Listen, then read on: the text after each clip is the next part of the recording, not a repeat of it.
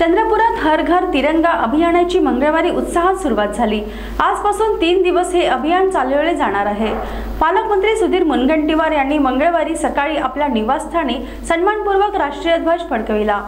या प्रसंगी सुरक्षा जवानांनी सलामी दिली।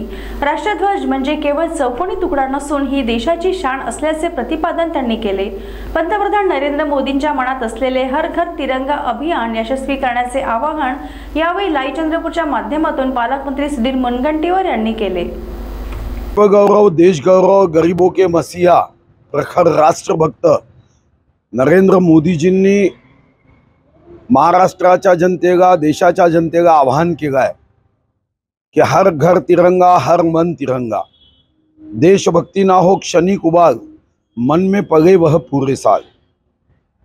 आमच्या सर्वांचा संकल्प आहे की देशाच्या शताब्दी महोत्सवात भारत हा विश्वगौरव व्हावा।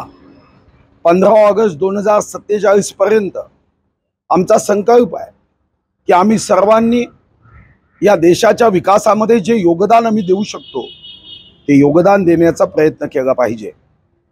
13 तारखेपासून 15 तारखेपर्यंत, 13 ऑगस्ट ते 15 ऑगस्ट 3 दिवस हर घर तिरंगा, हर मन तिरंगा हे अभियान सुरू झालं आहे।